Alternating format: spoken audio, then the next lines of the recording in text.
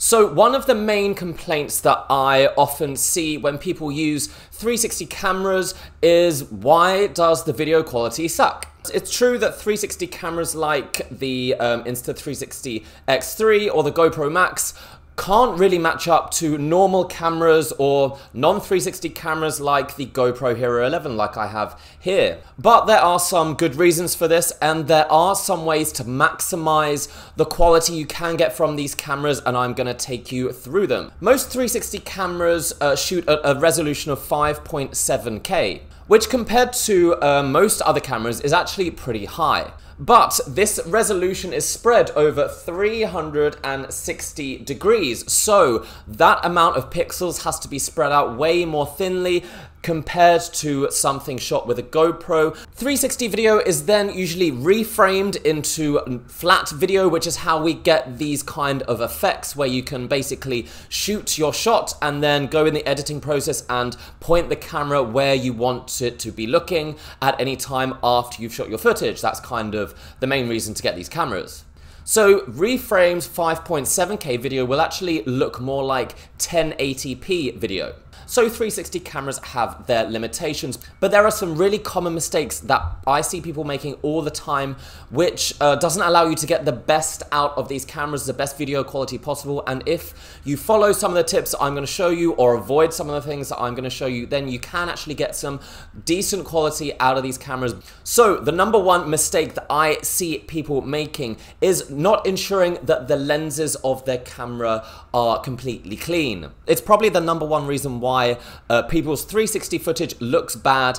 All 360 cameras feature dual fisheye lenses. You can see them kind of sticking out here of the camera. It's extremely easy to get fingerprints on either of these lenses. And I can tell when someone's video or footage has been ruined because they have probably accidentally just nudged against it with their finger, shot the video, and it's just a little bit blurry and, yeah, really reduces the quality. It's also very easy for these cameras to pick up dust or anything. If you put the camera in your pocket, then it's going to pick up something. So literally every time you use the camera before you shoot, even if you are sure that you have not touched it, you're sure that there's nothing on it, it is still worth wiping down the lenses. Check out this video shot with a 360 camera by none other than David Beckham. He was using it somewhere, I can't remember where he was now, but this is a classic example. Either he or whoever gave him the camera to use didn't wipe it down properly, and you can see some kind of blurriness in the shot, and that is literally because they've not wiped down the lenses properly. Most 360 cameras come with a cloth like this, a microfiber cloth, so literally all you need to do is this, and that's it. Your footage will be guaranteed to be clearer than if you hadn't done that. I will also mention quickly that it is very easy to scratch the lenses of your 360 camera. Now, most cameras come with a soft case like this, and I really recommend that if it doesn't come with a soft case, that you get one.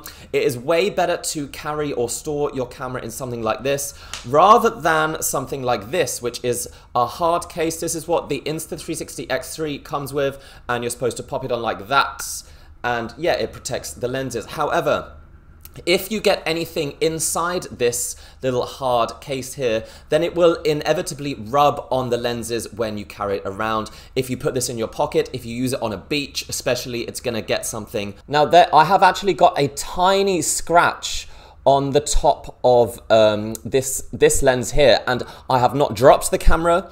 I haven't done anything with it. The only explanation I have is that I did find something inside here. It was just like a grain of I don't know, it was a sand or a rock or something, but very, very, very small, and I think it may have scratched that lens. The second thing that people get wrong immediately is using the wrong settings. Often they haven't used the best settings for the environment that they're in, or they haven't thought about changing the camera settings at all. Firstly, you want to ensure that you selected 5.7K in the resolution settings. That's the highest resolution option available and gives you the best chance of achieving excellent quality video. You may also want to check to see if your camera has a sharpness setting.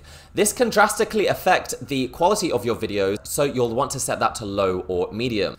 Also, depending on the situation you're in, you're going to want to go into the manual settings of the video or photo mode and change them around. You'll have to learn what they mean and how to adjust them. Especially when shooting at nighttime, that is definitely requires manual configuration, and I have a whole video explaining how to do that, how to get the best settings in low light mode, so I won't go into them now, but yeah, I will link that below.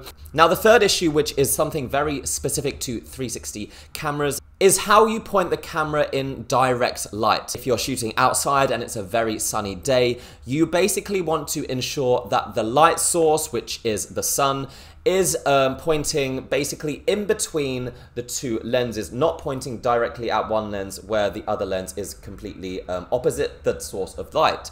Actually, this is a pretty good example because there's sun shining right here. So if I was shooting in this room, and obviously the source of the light is here, the sun, I would not point the camera like this because all the light is going into that lens. I would have it like this so that the light is equally shared between the two lenses, and then everything just looks a lot more even. Now another top tip quickly, specifically for 360 cameras, is when you attach your camera to a invisible selfie stick, which is what you should be doing because that's how you get the awesome effects like the floating camera effects, third person, first person views, and most of the effects that 360 cameras are awesome for. Do not spin the camera in any way, just move it up and down. You do not want the lenses to be spinning around. That again makes that stitching line way more obvious. If you keep it still and just move quite robotically the camera with the stick, it will make everything look a lot smoother. And if you did have any dust or specks on the lens, moving it like this will make it way more obvious. So yeah, just try to avoid spinning the camera around with the selfie stick. Now, a trap that I see newbies falling into when after they've shot their footage is not really taking any time to do any editing. When it comes to 360 cameras, editing is really like 80% of the process, where I would say with a camera like a GoPro, Hero 11, probably editing is like 30% of it. If you're using either the Insta360 range of cameras or GoPro Max, I think most of the other ones do as well. They all have a free app which you can edit your videos on.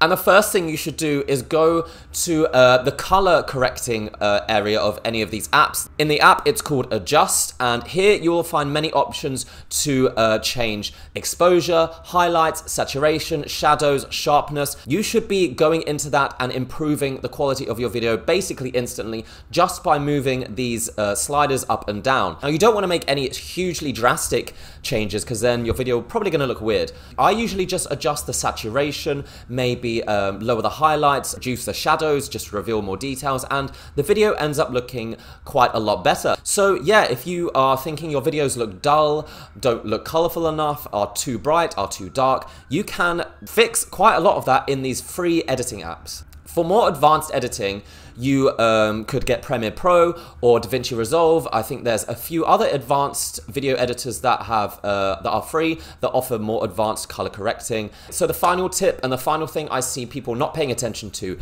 is exporting. People just usually tap export and think that that's it. It's all going to do itself and it will do everything correct, but not necessarily.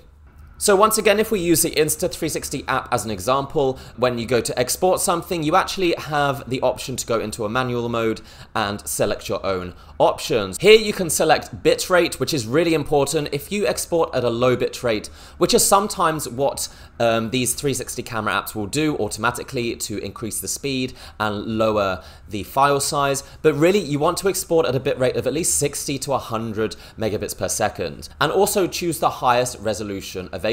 If you're using a desktop program like the Insta360 Studio or the GoPro Player, then you will also have the option of choosing a file format. The most uncompressed file format, and therefore the highest quality, is ProRes or the MOV format.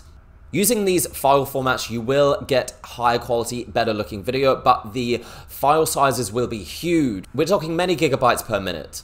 But if you want the best quality and if you want to take those files and edit them more in another program, those are definitely the file formats you want to select. So that's it, guys. Those are some things you might want to consider if you are thinking that your 360 videos or any video coming out of your 360 camera isn't living up to your expectations. But just following some of those tips that I've shown you, and yeah, taking the time to do some editing, even if it is basic, you can really increase the quality. I'm by no means an expert in video editing, but I get a lot of people asking me, how did you get such good quality? And it's just by following those tips. So I hope that was useful.